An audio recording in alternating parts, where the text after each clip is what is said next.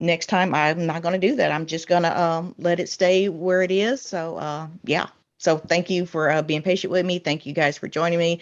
And everybody, let's welcome Kimberly Crowe, because Kimberly Crowe is a great speaker and she's going to give us a really good talk on keeping attention. Awesome. I'm super delighted to be here. Thank you for having me, Erica. You are a fantastic show host. Love what you do with the Summiteers and Talk Virtual. So I'm delighted to be here with your group. And today we're going to talk about how you can engage a virtual audience. So hopefully that'll be of use to some folks. Thank you, Kimberly. You can get started whenever you're ready, and you have the ability to share your screen if you need to. Oh, all right. Fantastic. So today we're going to be talking about 10 things you can do to engage your virtual audience. Why? Because there's a lot happening on Zoom right now. The stages that are out there are generally 90 to 95% of them are virtual stages at this point. We have a lot of opportunity to get the word out about who we are and what we do. And we used to be able to do it on live in-person stages. But since COVID, everybody sort of moved over more to the Zoom platform. And what used to be sort of a handy little way to get a hold of teams that were larger or across the different states in the United States or even different countries now became a way for people to be able to do what they used to do at a conference, but in a very large platform with hundreds and hundreds of people on it virtually. And so that's great. And that was a really, really powerful thing to be able to do. And now we can get the word out about who we are and what we're up to in a much, much bigger way. And that's great. The downside of that is multitasking, right? So when we had people in like coming to a conference to be able to hear us speak or to be able to hear an event or something like that, we had an opportunity to have them sort of as a captive audience. I mean that in the most friendly possible way, right? They're in the hotel room or they're in the hotel ballroom with us, and we're able to have them in the room and meet them in the back of the room, talk to them at breaks, and have them engage with us because they're there. But when they're on Zoom, they may be engaged with us, they may be multitasking, they may be checking their email, they may be doing a lot of other things. So one of the things that I started to do, because I'd done virtual events since before COVID and had done web seminars, what we call summits, frequently before we went to like all Zoom because of COVID, I started picking up ways to keep the audience engaged. And one of the sessions I was on, I think it might have even been with you, Erica, I started sharing a couple of different tips that you can use to be able to keep people engaged during a virtual talk, right? And have them on Zoom. So if they're your virtual audience, what do you do differently in order to keep them engaged? And while we were talking about it, I gave about 3 different tips. And you said, I think it was you, said there must be more than that. You should create like a downloadable from that. And I was like, that's a great idea. So I ended up coming up with 10 different ways you can engage a virtual audience to keep them really paying attention to who you are and what you're doing, and to keep them engaged with the talk. So that's sort of what started it. Do you have any questions before we get started? Does that make sense? I like that you followed through with a suggestion, because I thought it was a good idea and I knew you would have a great answer to that. So I appreciate that. Awesome. Well, yes. So I do have a downloadable, and we can go ahead and put the link for that, or I'll grab it and we'll put it in the chats wherever this is live streaming. But the cool thing is that we're going to go through a couple of them, and we're actually going to use some of them before we and describe some of them before we actually talk about them. So one of the things that we do is reach out to the attendees and talk to them by name. So when I said, do you have any questions, Erica? Or hello, Tim, it's great to see you. Those kinds of things, when you say a person's name and you see that they're here, they engage oftentimes more. So if you see somebody multitasking and you say, Inez is one of my favorite people, she's totally awesome, right? You can get her smiling or laughing or engaged in a different way. Or, Tim's background is a great example of a great background, right? Now, all of a sudden, aha, they're paying attention, right? Because you use their name. That is the romper room technique, right? Where you say, I see Erica, I see Tim, I see Inez. And you can go ahead and reach out to all of the different people. You don't if you have hundreds on there, just select a few names and bring them back into the conversation.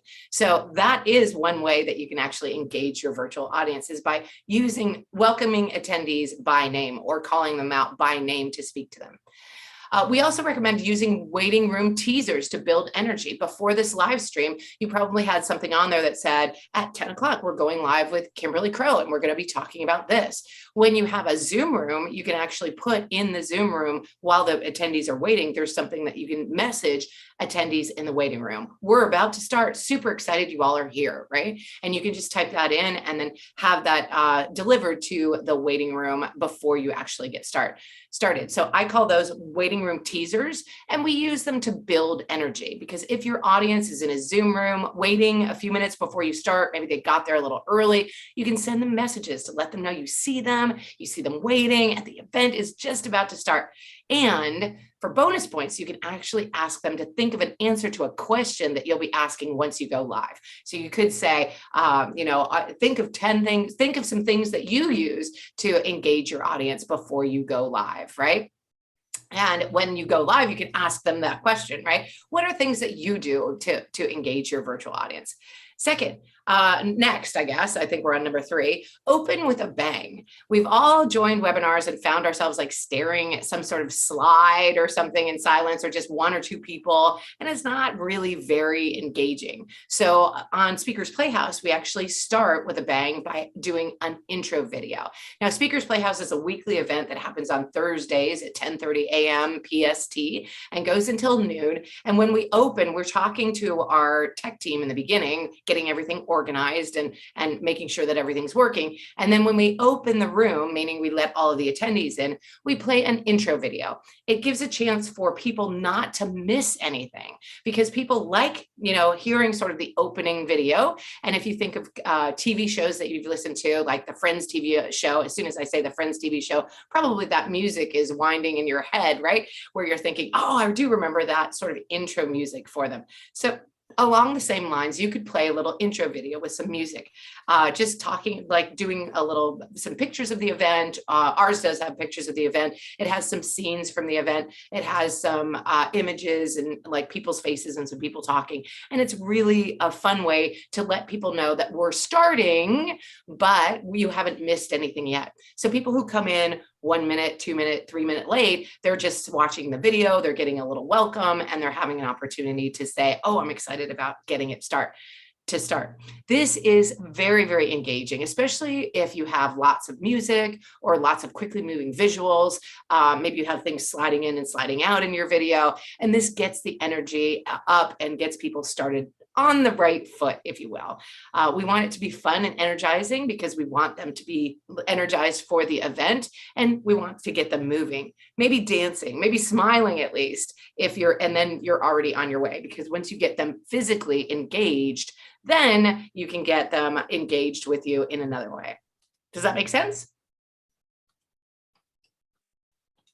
We're good? Yes. Okay, great. All good tips so far. Okay, awesome. Number 4, we recommend that you have a tech host. Now, what's a tech host? A tech host is somebody that's managing the event while you're talking, all right? So while you're talking, you can't put things in the chat, right? It's not easy for you to stop and put things in the chat and give out links and things like that. Maybe you have somebody in there that's recapturing some of the things that you said. If we're doing a list, oftentimes on my web summits, I'll have people, if they have 6 important tips or something like that, I'll have my tech host there capturing that information and typing it into the chat. And then people can interact in 2 different ways. They can listen, right? But they can also read, and it gets them in there a little bit more. Now, we're talking about different kinds of learning styles, right? Some people are auditory learning styles. Some people are visual styles. Another style that you could have out there in a learning style is a kinesthetic learning style. Do you know what that is? Does anybody know what that is? It is, or Tim probably knows what it is. What's a kinesthetic one?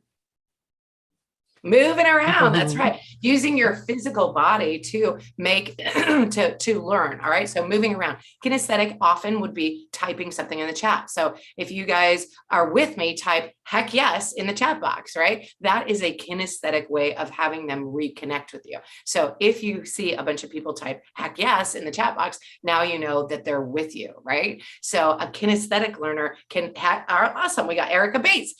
Great job. So that did me a bonus favor because I was able to see that Erica is engaged with me, but also I was able to call out Erica by name. So all of these can sort of intertwine. Does that make sense so far? Are you with me? Yes. Okay, awesome. All right. So don't go it alone, have a tech host. If you have somebody else who can drop your links in there, who can help you out, who can make sure that the live stream or the event stays up in case you lose internet connection, a tech host is super powerful to be able to do that. You can't, when you're on stage, your job is to engage the audience the best you can with your voice and your actions. And you can't always monitor the chat. So if you have a friend to help respond to people there, they'll be able to poll the audience, answer questions, help with technical issues, and generally keep people engaged and keep them interactive. Next, we encourage people to turn on the video. So we see that Inez and Erica and Tim have turned on their video in this particular session, and I can see them, right? Right away, you want to acknowledge those people who already have their video on, and make sure that you call out those people on by name. So you could say, if you have a big room and you have 100 people attending, but only 20 of them are on video, you can say, I see 10 of you or 20 of you are already on video. That's great. We'd love for each of you to get on video when you are ready. So it's not just us up here talking to ourselves and, okay, fantastic. I see so-and-so has turned on their machine, their camera, and I love your background. Where in the world are you joining us from today? And as you speak to them, they'll turn on their video. You want them to turn on their video, not because you want to see what's going on in their world, but you want your audience to be engaged. When you do a live event, you can see if your audience is, on their telephone, or you can see if they're, multitasking in some way. And they could be multitasking, but you can see it so that you can call it out and bring them back into your talk. However, if they're off camera, you can't really tell. They're as disengaged as they can get from you being able to interact with them. However, they may be listening to you, right? They may be paying attention. Maybe they went to the kitchen to grab some lunch or something like that, and they just didn't want to share their entire screen with everybody. Maybe they're just not sitting still. Maybe they're on their phone and they're out for a walk or something like that. They're still listening, but they're not on camera. You want to encourage people to be on camera as much as is comfortable for them. Does that make sense? Awesome. Yes. Next, we're going to do just what we just did now. Ask the audience to respond to a question about them. Does that make sense, right? Is one of them. And if people are saying, no, I don't really get that, fantastic. You have an opportunity to engage. Now, what you do want to do is see if you can reach out to them and have them do something that's about them. Earlier, I said, ask them where in the world are they dialing in from, right? They're like, hey, today I'm dialing in from Miami, or today I'm dialing in from Los Angeles, or today I'm dialing in from New York. Those were three places that we talked about before we got on the call, right? And they feel engaged because they're actually participating in the event. All right. So you could have them make sure that it is focused on them. So you could say, we want to make sure that today's session is as focused on you as possible. Put in the chat something that you want to get out of today's talk. And then you want to be sure to give them time to answer and read some of their answers out loud. Now, you can also give them some reassurances when they participate, right? So if they say, Jeff puts in the chat, hey, he wants some advice on keeping a positive mindset. Great point, Jeff. We'll definitely cover that today. Does that make sense? Because you want to keep them engaged and you want to give them reassurances that putting things in the chat is a positive thing. It's a great way for you to get feedback on what's going on and also to do sort of a temperature check with your audience, making sure that you're answering their questions. If they want to talk about mindset, you've got to be able to make sure that you can shift and talk about that. One bad thing that you should not do, in my opinion, I don't know, bad's a very judgmental word, but we're going to go with it. I think that death by PowerPoint is a real thing, and it's a terrible way to die. So one of my least favorite things to do is go to a presentation, whether it's live in person or live virtual, and have them throw up a PowerPoint screen. Now their little video goes this big, right? And when they're this tiny, and you hear them talking, and their video screen is taking up most of the screen, and they talk about the video screen for a really long time, and then they get distracted and they talk about something else, but they still leave the video up there.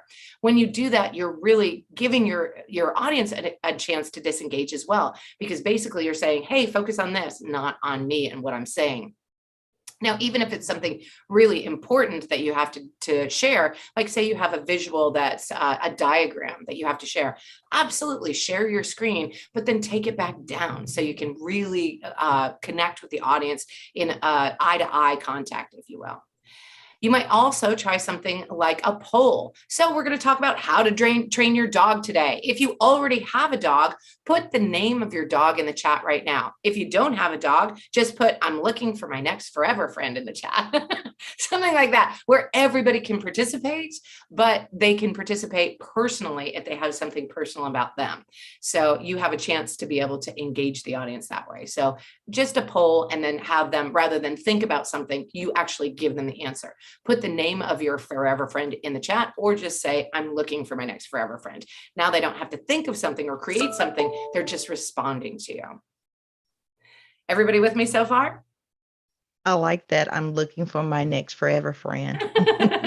I just like the inclusiveness of it. You're giving them, you're saying, make it easy to respond regardless. Yeah, exactly. You're absolutely right, Tim and Erica. We do want them to have it easy to respond. I often use the technique in Speakers Playhouse to put a 1 in the chat if you agree with this, or put a 1 in the chat if you want me to do that, or 2 in the chat if you want me to do this. Oftentimes we'll say, okay, if you are a speaker, put a 1 in the chat. Awesome. If you are a show host, put a 2 in the chat. Okay, great. If you want to create your own podcast or show at some point in the future, put a 3 in the chat. Okay, great. We have some of each. Fantastic. Well, you all are in the right place today. And then you can reassure them that no matter where they are on the spectrum, we're going to have something valuable for you. Okay. And they're like, okay, great. I'll be listening when my turn comes up, and I'll keep an ear out when the rest of it is happening. Okay, perfect. Next, hand them the mic. Great examples of that just happened today, right? Tim just took the mic. Erica takes the mic from time to time, and we're going to get Inez on the mic as well.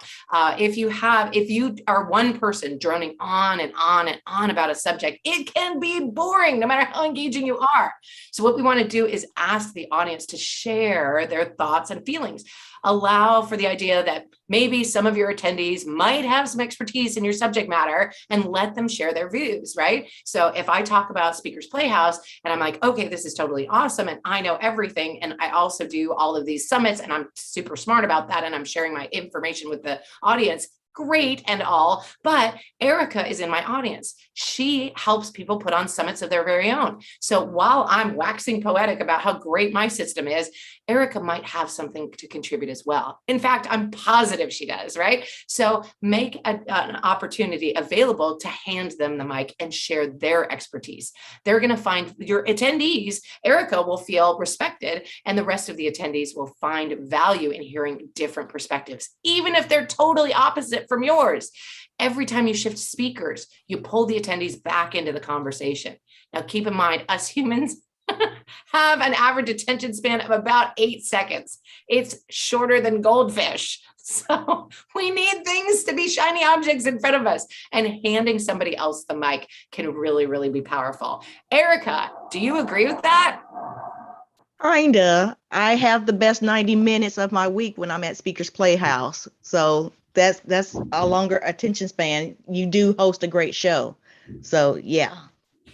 Perfect. All right. So Erica just gave us a fantastic demonstration of how I can hand her the mic, and she gives a different perspective on something that I had been sharing, right? But now the audience was like, hey, I hadn't really thought of that about that, right? It gets the audience re-engaged because they're listening to something else. Thank you for your big smiles, Inez. I can see that you're engaged and like, I see what she's doing there, right? Perfect. Okay, next. We talked a little bit about this one already. Avoid death by PowerPoint at all costs. You know, some slides can be effective and they can make a great point, but your audience is here to see you, not just another slideshow. And consistent, wordy slides are the worst. We want you to get your audience in tune with you, not tuning out. So if you insist on using slides, the slide deck should include lots of imagery, ideally some video in it as well. In the text is what you should really say. Don't give them a bunch of stuff to read, right? Sometimes on Zoom screens, they're watching it on their phone and the slide is this, well, the slide is actually this big on their phone, right? And the words are super tiny. So don't expect that they'll be able to read that.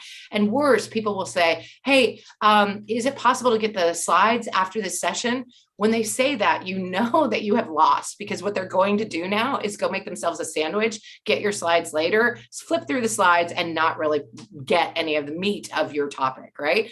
If you must use slides, be sure to have some of the slides, some time with the slides off where you and the audience are engaging face to face.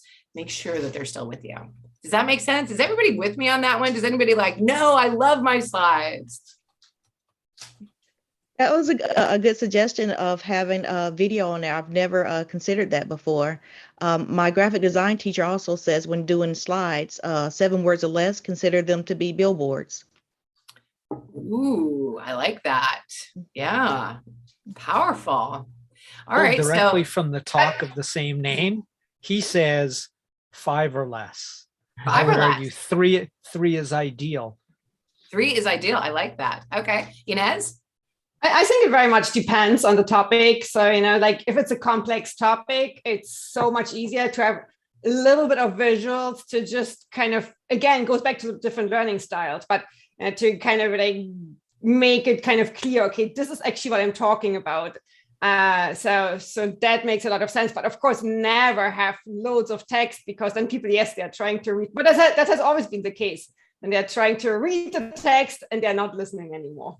Your point is super valuable. Have the slides available to supplement what you're talking about if you need to. If you have if I talk about human design, if I do a talk on human design, the graphics and the visuals on human design are super important to the talk, right? But it's not the only thing with the talk. So I might throw up a slide on human design, and then after I've shown it, now I take it back down and re-engage with the audience. If you have complex things to talk about, you absolutely can use visuals and visual aids, and visual aids is great for any talk, but you don't want them only focusing on the visual aid. You want them also getting the information from you. Otherwise, they could just look up the visual aid on, you could do this right now. You could look up human design and see a picture of an example of human design right now on the internet, and then I've lost you completely, right? Now you're gone. All right. And you don't need me at all. So it's one of those things where you got to be sure that you're giving value in multiple ways. Definitely give examples of visuals when you need to, but then don't rely on them.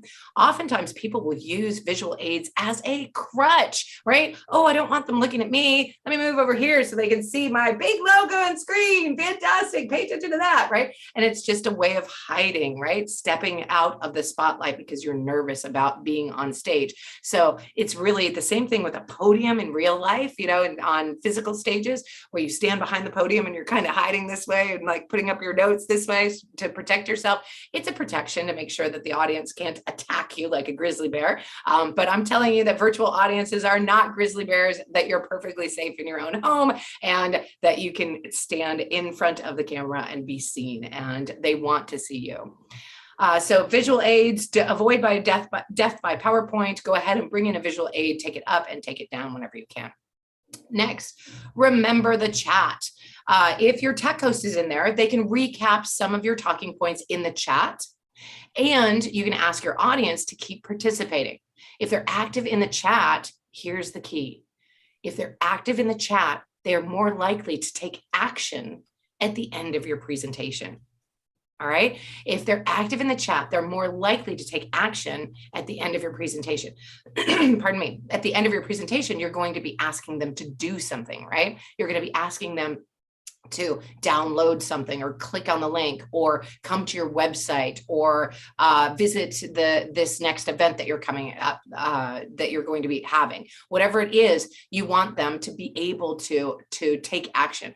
When you don't engage the audience and they're off riding their bike and they're just listening to you like a podcast, they'll be like, yeah, I'll get back to that when I think about it. And then they won't, right? So you want them to be with their fingers on the keyboard as much as possible. So you can say something like, if you understand this, you can put yes, ma'am in the chat box. Or if this sounds like you, put that's me in the chat box.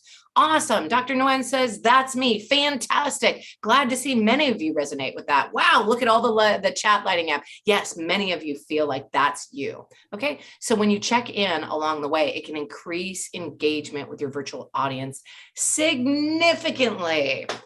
We have one more that we won't be able to demonstrate today, but it's really, really powerful. Does anybody have any questions on the first 9? No, so far so good for me. Awesome. Okay, great. When you see the question, does anybody have any questions early and nobody has any questions? Fantastic. That's great. But you let them know that you are taking questions by saying that, right? So somebody might put, in this case, we have several people on with us on the event in the Zoom room, but we also have people on the live stream. It's going out to many, many different live streams. So when you remember the chat, remember that if it's going out in 10 different places, you got to go back to those 10 different places and answer questions that are in those chat lines. So make sure that you make them feel like they've been seen and heard. The very last one that I have come up with, and I'm sure there's many, many more, but one more idea that you can come up with, if you're in a Zoom room, you can break it up with breakout rooms. So this new thing that happens is really not that new. When we went to conferences, say we went to a caregivers conference, right? We went to the caregivers, sorry, we have a plane flying over here. I don't know if you guys can hear that. We have an air show where I am. And so there are jets flying over right now. Sorry about that. You can break it up with breakout rooms. Now, this concept actually came from in-person conferences where they would say, okay, we're in the main ballroom for the big presentation.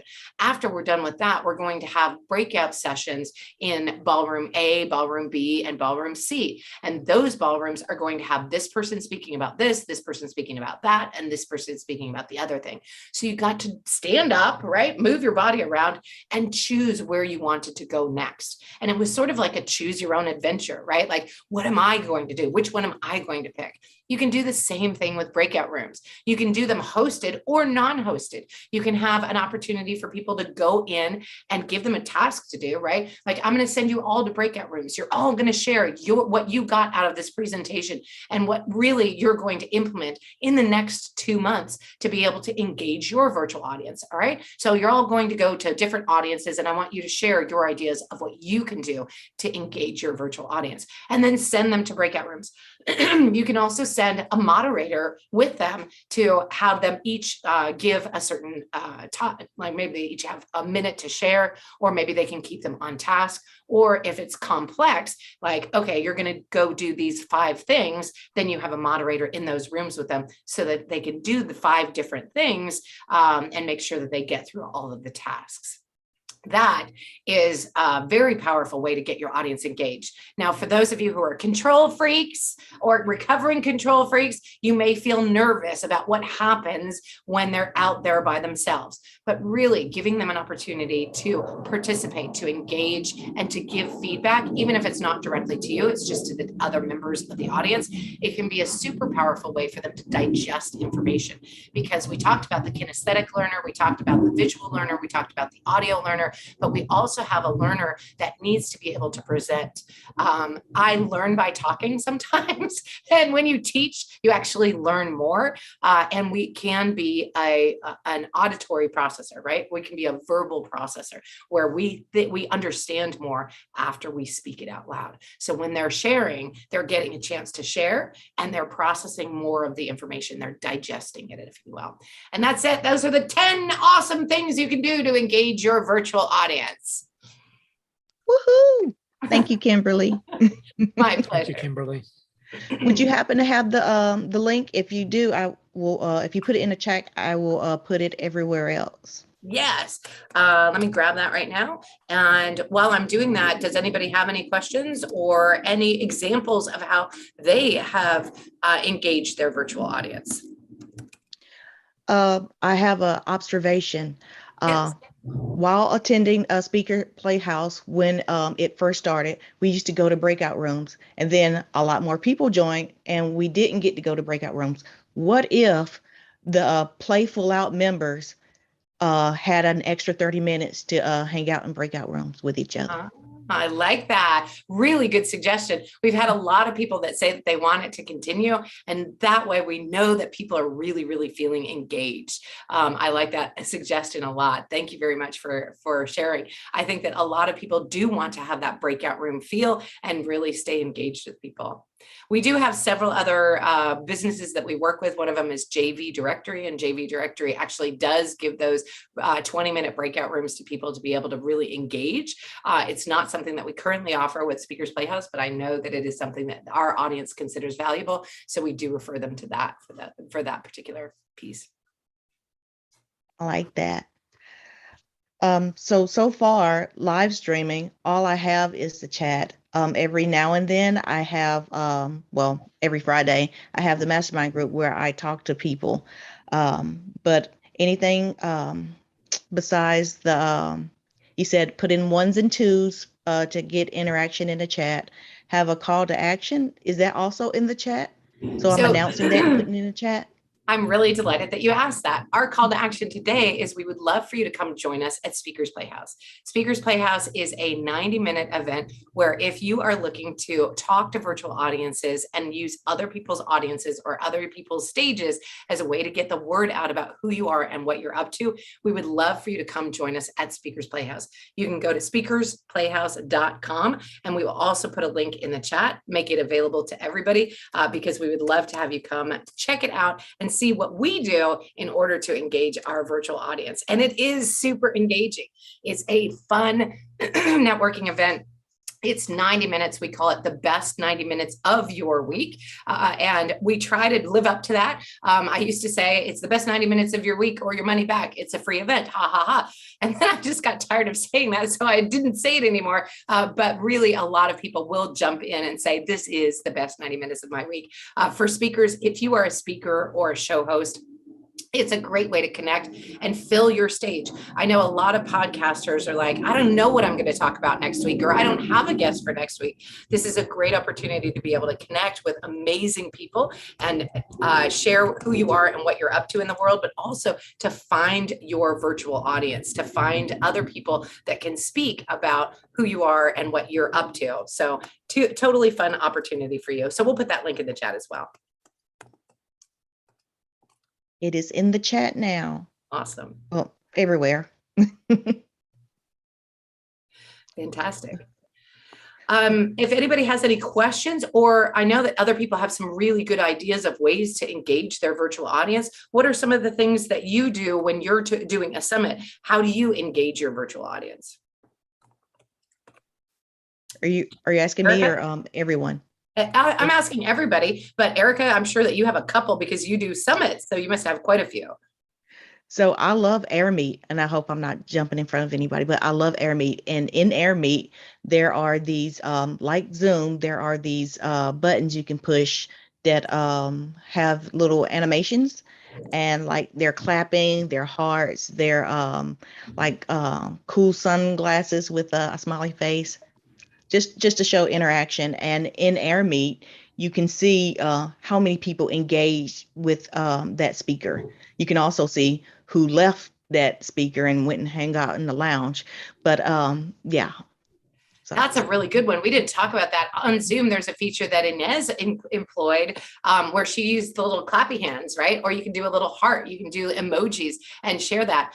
If I don't know if we can spotlight her, but if you can spotlight her, you can see. Or Inez, do you want to come off mute and just say hello and then put the clappy hands back up? Well, it's basically kind of like, yeah, the whole emoji thing is pretty cool if you can get people to use them. I find, sorry, my husband is printing. But it's kind of like raising the hand and so on. But yeah, one of the things on AirMeet that is much easier to use, I find, is those emojis. It's more fun than on Zoom. Zoom is a bit stale. Got it. Yeah, totally. There are so many new programs that are out there right now that are working. Now, Zoom is the workhorse of it, right? They started and they jumped into action when COVID happened and teachers needed to teach their students. And suddenly everybody needed to like connect with each other, and they had never used FaceTime or anything like that before. They jumped in and they went, and it was something like they 20 times their business, right? So suddenly they have 100,000 users, and now they got to get to like 2 million or something very, very quickly. And they were able to scale and adapt. Some of us worry as entrepreneurs, like, what are we going to do if we get a whole bunch of business really fast? And that's fearful for a lot of us. By the way, don't create a problem until you have it, right? Don't invent a problem in your head unless it's real. And then when you have the problem, Zoom they had enough money and enough business. Once they have that much business and people knocking on their door, when they have that, they are able to hire more people to be able to serve their folks. So it's a great way to be able to scale because you have the money to be able to scale with. But there are other competitors that are out there that are like, Zoom is stale. We want to do it this way. We want to have it that way. There's one that's like a speed dating one where it rotates people around really, really quickly after a minute or something in their breakout rooms.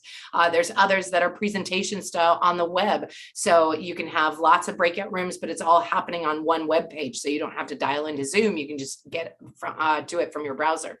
So there's a lot of different ways, apps out there that you can use. I'm not familiar with AirMeet, but I do know several other ones that will stream multiple places at once. And those are super powerful, right? So you can actually ask all of your attendees to pick it up from your stream and stream it elsewhere as well. That can be very powerful.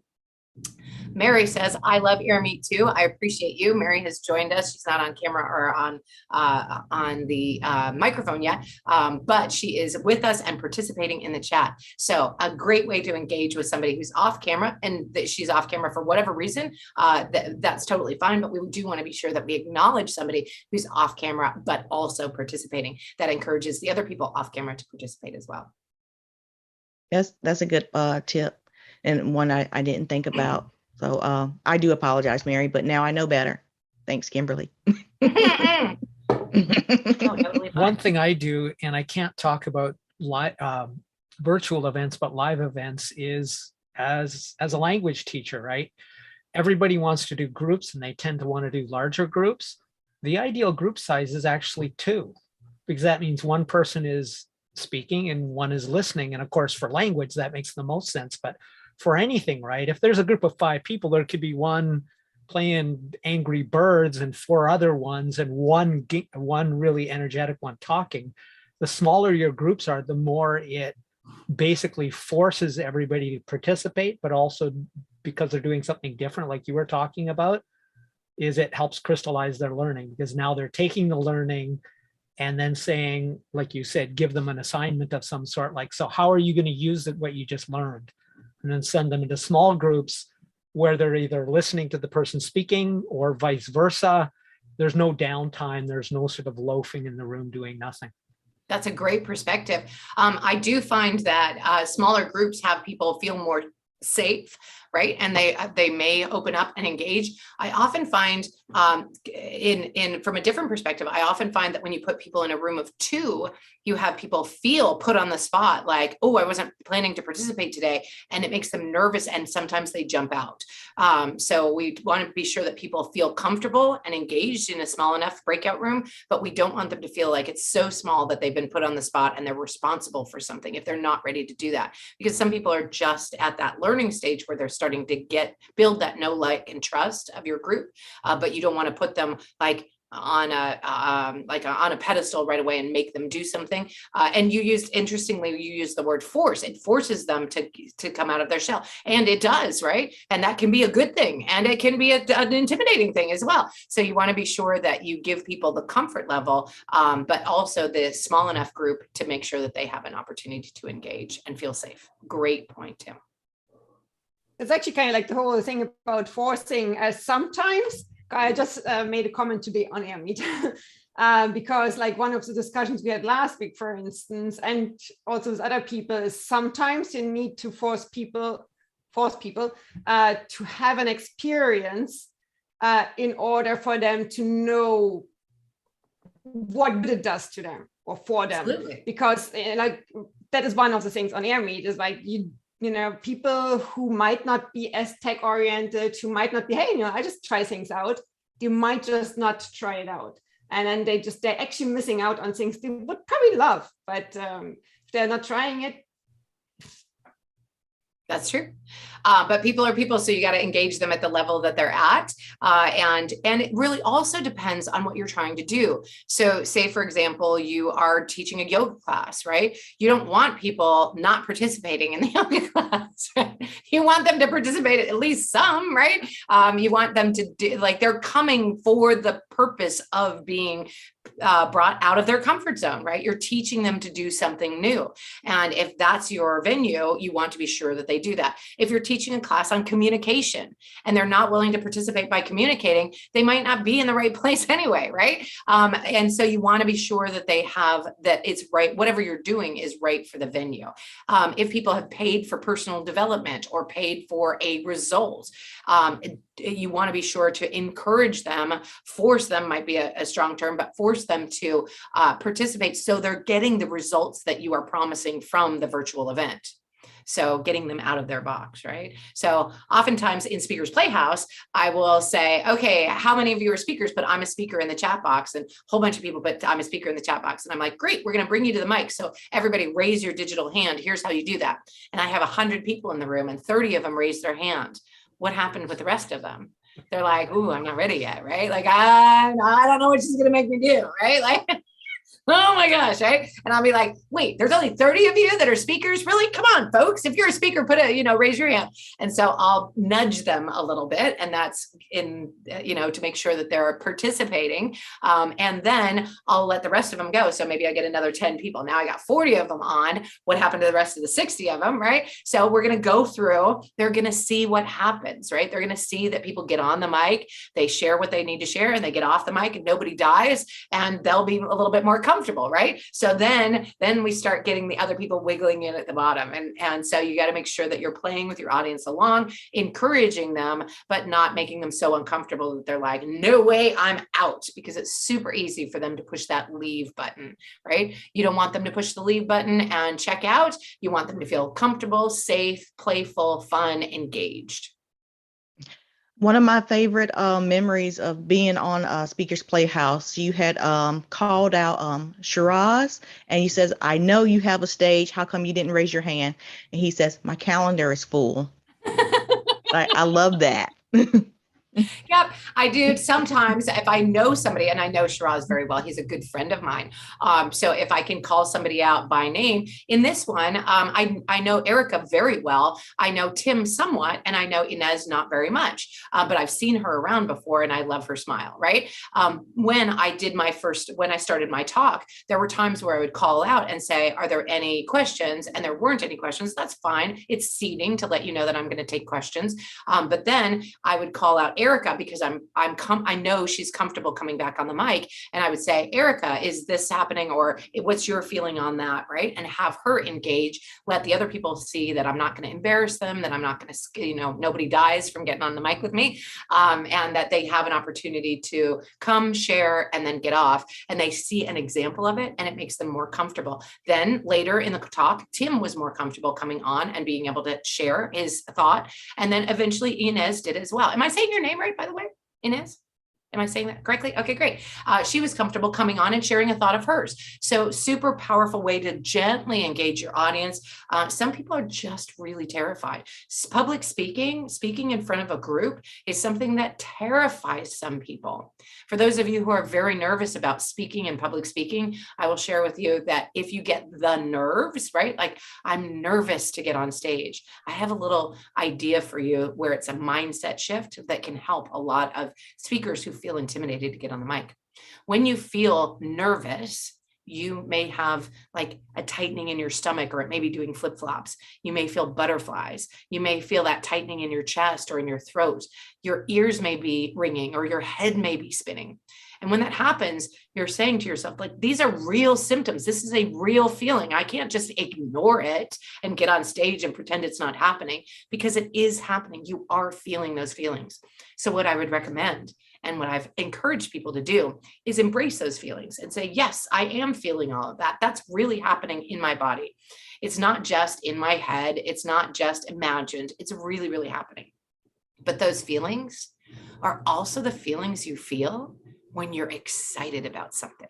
When you're excited, your stomach is doing flip-flops, or you have butterflies. Your chest is tightening. You may feel like a tightening in your throat. Your ears may be ringing and your head may be spinning like just before you get on the roller coaster. That's excitement, right?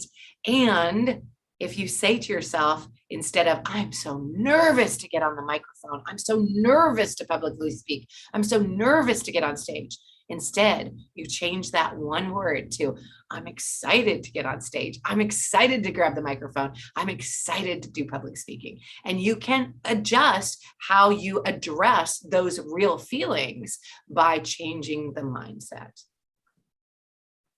I like that. Yeah. Yeah. So perfect. So when people are afraid or nervous to get on stage, give them an example of how they can get on stage. Somebody else can get on stage that you're more comfortable with, and they get on stage, they share their question on the microphone. You don't want to challenge them or embarrass them in any way, because if you do, everybody else will shut down, right? Make sure to encourage them and say, that's a really great point, or whatever it is, and add on to it. Even if you disagree, there were some points that Tim brought up one, like, what about just having 2 people in a breakout room? And I was like, that's a really great point. And they are able to interact, really powerful. However, I also have this other thing that is an idea where if you have like 2 people in a room, one person can feel intimidated. So you might want to think about that. But 2 people in a room does give people an ability to force them into that conversation and have that conversation. So even if your opinion is completely different than the person who speaks, you can encourage them, share that does actually work, because it does, right? Having 2 people in a breakout room does work just fine. And if your opinion is different from that, you can share your opinion as well. But you wouldn't say, nope, that's wrong, this is correct, because it does actually work to have 2 people in a breakout room perfectly fine, right? Yeah. And by the way, we're all human. We all have different opinions. I don't know if you all know that, but we all have different opinions, and that totally works. And we need to allow room for that. Yeah. I've been in breakout rooms where I've accidentally hit a button and I went away. And I've been in air meet where you do the speed networking and people skip past me. I've been in air meet where people have private messaged me and asked me to meet them at a table. So yeah, anything can happen. That's right. Wow, really good examples of ways that people can interact in many different ways in a virtual room. Can be super powerful. Yeah. Kimberly, I like what you said earlier, because it was something I was going to bring up, and this goes back actually 2 things. And one was you called out Erica. It's actually Doug Lemoff calls it cold calling. Like for me in a room, I tend to be more of a Billy's boot camp, like as in a teacher. I'm like a friendly's Billy's boot camp. Everybody's going to talk, everybody's going to interact, but it's a safe environment. And you kind of called on 2 things. So I usually set out expectations early when I'm in a room, whatever kind of room it is, that everybody must talk, but it's totally safe. Mistakes are part of learning and some other things. So I set culture really early. And trust me when I say Japanese are some of the most timid people, especially to speak English. So what you were talking about is address is like, it's okay if you have trouble, but you still got to do it. Just do your best. And no matter what happens, it's totally okay. So by setting basically by setting the culture, the psychological safety, and then letting everybody in the room know that you will be called upon. So you may as well just take the initiative yourself. And the research shows that, in fact, that does drive people to self-elect into conversations and say, well, he's going to call on me if I don't call on myself, so I'll just do it myself. And I oftentimes encourage people to say, if you go first, it's easier because nobody else has taken your idea. And as long as they feel safe, like you're talking about, it makes a world of difference. I've had students who said, I've been in this English class for 3 years, but until you came here, I didn't speak for that first 3 years before you arrived. Because they would never, ever elect themselves until I said, it's your turn to speak. Okay, you next, me, you next. They just learned that that was part of the deal, but they were safe to do so. Setting a safe environment for people where they're not going to feel pushed out or put on the spot is very powerful to be able to do that. So when you set the rules and set the tone of the event right up front, it can be very powerful. And Tim's example where he was teaching something that needed to be spoken aloud, there is no opting out of that, right? You're not going to learn to speak English if you don't speak, right? You can't opt out of that and get the result you need. So yes, a powerful way to do that, but setting the example, setting the tone, and letting people know what they're in for right in the very beginning is super powerful. At the beginning of Speakers Playhouse, and I didn't talk about this in the 10 tips because not everybody does this, but in the beginning of Speakers Playhouse, we do have sort of I won't say it's a script, but a thing that we go through right at the very beginning to set the tone, to let people know what's going to be happening, right? If you're a speaker, entrepreneur, coach, author, you're in the right place. We're going to put everybody on the mic and give you all a chance to share, those kinds of things. So people are like, whoa, what am I in for? Okay, now I know what I'm in for. Now, many of those people actually don't grab the mic the first time. And if I put them on the mic, or if I called them out, they might be like, heck no, or jump out, right? But when I call out most people, nobody dies from doing it. I've had a lot of people come onto the mic for the first time. And I'm like, is this your first time here? And they're like, no, it's my second time here. I just wanted to watch the first time, right? Like I didn't want to get called on, and that's fine. We want to make sure that those people feel safe. However, if it was something like I was trying to get them a result, like teaching them English, and you have to learn English, you got to get on the mic. I can definitely see how we would want to make sure everybody got a chance to get on the mic, whether they wanted to or not. Really good point. Awesome. Well, Erica, it's been a joy being with you today. I've really enjoyed it. I hope a lot of folks will be able to join us at Speakers Playhouse.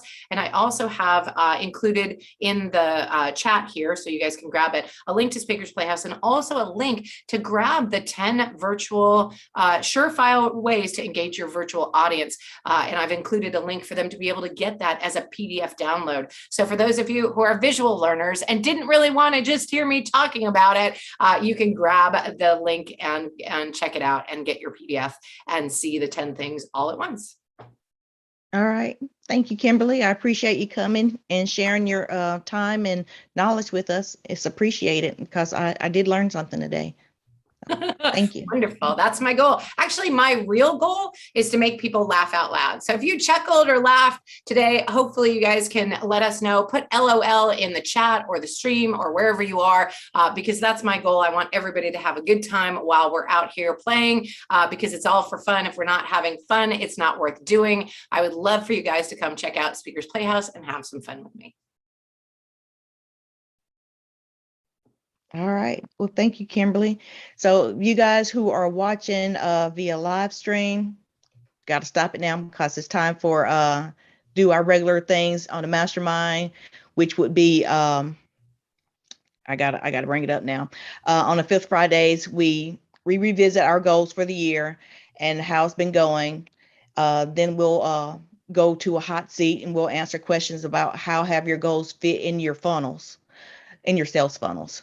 And then we'll pair up and see if we can have one-on-one meetings with each other. So that's what we're going to do for the rest of this. So first Friday of next month, we'll have another speaker. She'll be talking about I can't even remember now. I hate when that happens. It's on the top of my head. Facebook ads. And your events, yeah. So I remember now. With Meg.